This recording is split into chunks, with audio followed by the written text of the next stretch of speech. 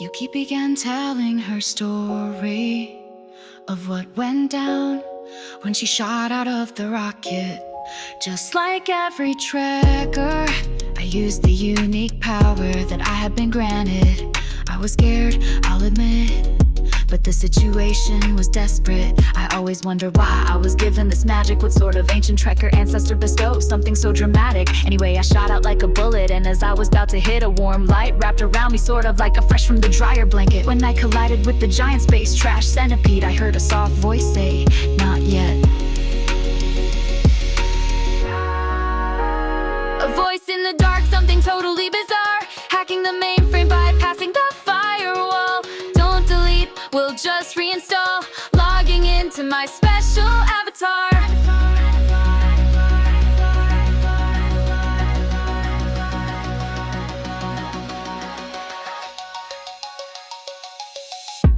Yuki preened her newly grown feathers.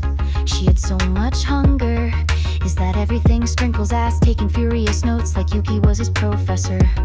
Well, there was more, but it got fuzzy for a while, so I don't remember. Oh, there was one thing, something about being protectors, and that will be stronger, but only when we're all together. Then the voice vanished, and I was left in this weird witty space that felt sinister.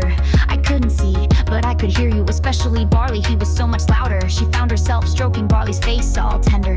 Then she caught Pixel's eyebrow raised. She blushed, turned away, and went on a food-seeking adventure. A voice in the dark, something totally bizarre, hacking the mainframe, bypassing the firewall. Don't delete, we'll just reinstall, logging into my special avatar.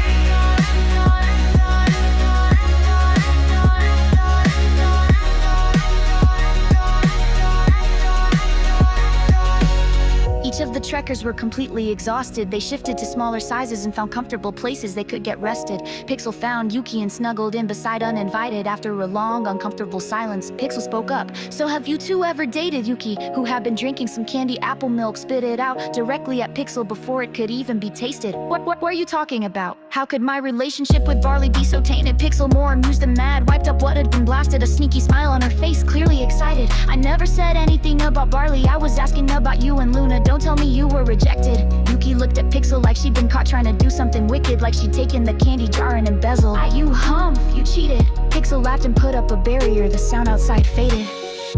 "Come on, tell me, how do you feel about Barley? Right now none of our heads are on straight, and I think a little girl talk is needed." Yuki was quiet for a while.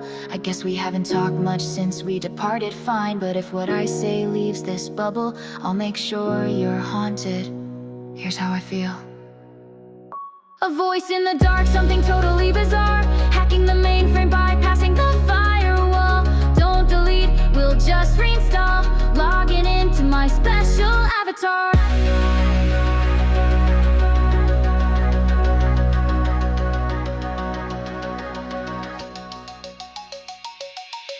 If you like the video,